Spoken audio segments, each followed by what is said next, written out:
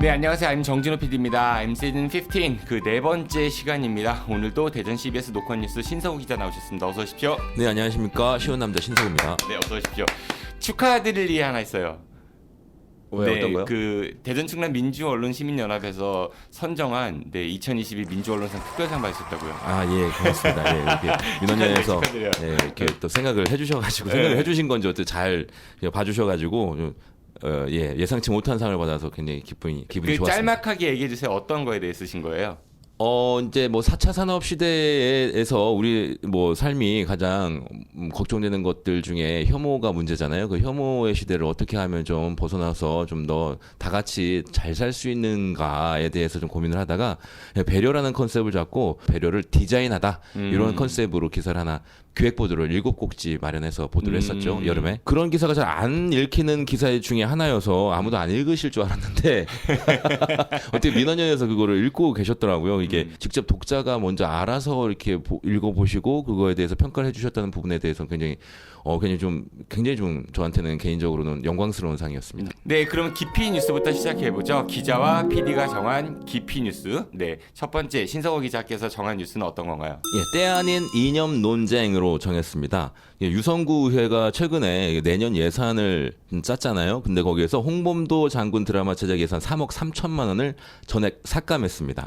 2023년 하반기에 KBS에서 이 홍범도 장군을 소재로 한 대하 드라마를 이제 제작을 하고 있는데 유성구 같은 경우에는 이제 장군 묘역이 이제 대전 현충원에 있잖아요. 그래서 그런 내용이라든지 이런 것들이 소개가 되면 유성을 좀 더 홍보하고 많은 사람들이 이제 유성을 좀 찾아오지 않겠느냐 이런 이제 그런 의도에서 이제 드라마 제작 지원을 하겠다 했었는데 그게 이제 구의회에서 전액 삭감이 된 건데 운동을 한 거는 인정이 되지만 그 이후에 그 그러니까 사회주의 계열로 이제 편입이 됐다, 이게 활동을 했다 이런 이유에서 그런 좌파다 한마디로 얘기해서 독립하는데 독립운동하는데 그럼 좌파는 독립운동 하지 말아야 되나?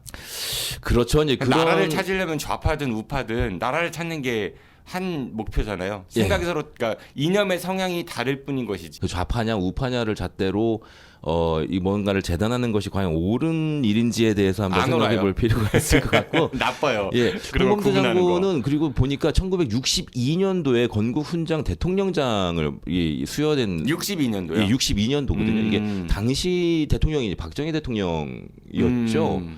그렇게 따지고 보면 그게 또 좌파라고 이렇게까지 우리가 꼭 뭐 이렇게 좀 이렇게 선을 그을 필요가 있는가 싶은 생각이 좀 많이 들어요.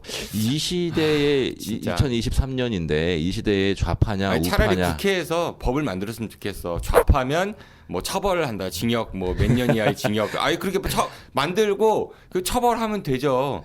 그게 만약에 좌파가 잘못된 거라고 하면은 그러니까, 좌파 안 돼. 이런 식의 시각은 조금 우리가 우려해야 되지 않느냐. 신서구 기자님은 좌파예요, 우파예요? 저는 뭐 좌파도 되고 우파도 되고 그때그때 다르죠.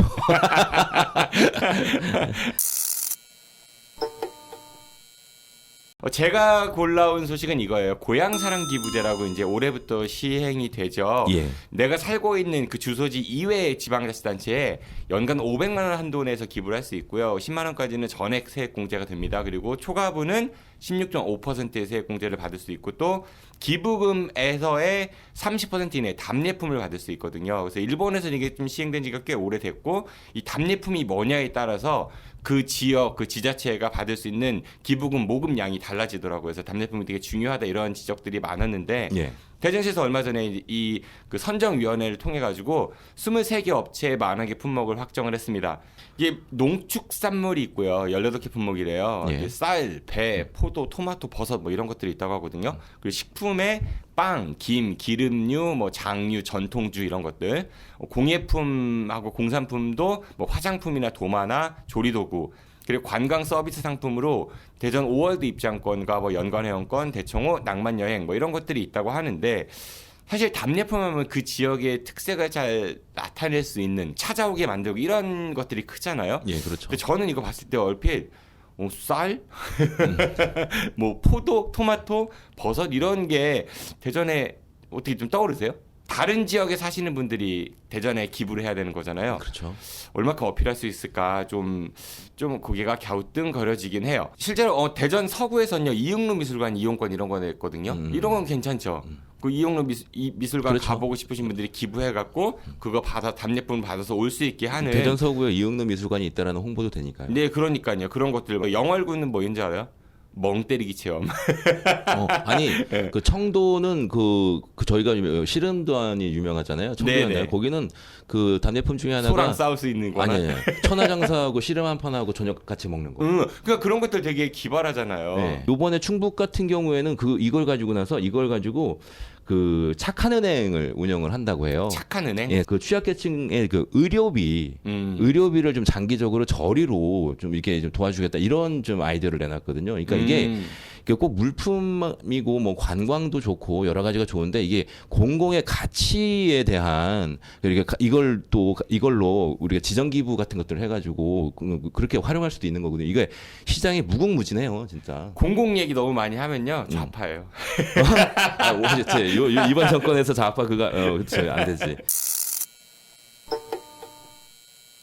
네, 이어지는 순서는 달콤 살벌한 인터뷰 시간입니다. 대전광역시 의회 조원희 의원 모셨습니다. 어서 오십시오. 네. 네, 안녕하세요. 네. 네, 안녕하세요. 그리고 신성 기자께서 이제 저희 초대 손님 그 프로필을 좀 소개해드리거든요. 달콤 살벌한 프로필 한번 좀 들어보도록 하죠. 네, 조원희 대전시 의원님 그리고 지금 현재 의회 부의장 맡고 계시죠? 네, 부의장입니다. 더불어민주당 유성구 제3선거구 신성동, 노은 2동, 노은 3동 맞으시죠? 지역구. 네. 그리고 그 62년생. 네. 예, 그리고 학력을 보면 서대전고, 한남대 영문과 그리고 고대하고 대전대에서 각각 석사, 박사를 받으셨어요. 사회복지로. 네. 그리고 중위로 전역을 하셨고 그 이상민 국회의원 보좌관을 하셨고 네. 그리고 2004년부터 이제 정계에 입문을 하셔서 18년 동안 민주당 외길을 네. 걷고 계시고 7대 때하고 9대 때가 지역구가 좀 다르시죠? 네, 맞습니다. 그렇죠? 본인 대신 의지대로 하셨고. 바뀐 거예요? 그러니까 이상민 국회의원이 이제 유성을 지역 국회의원이고 시의원 지역구로 보면 이제 2개 지역구예요. 예. 7대 때는 이제 사선거구에 출마를 했었고 이제 9대 때는 이제 3선거구로 옮겨서 정기현 의원이 있었던 지역구 그렇죠. 그죠? 네, 네, 네. 그분이 출마 안 하면서 글로 옮기신 거예요? 닭, 주, 고향을 버리고 간 거네요. 그렇죠.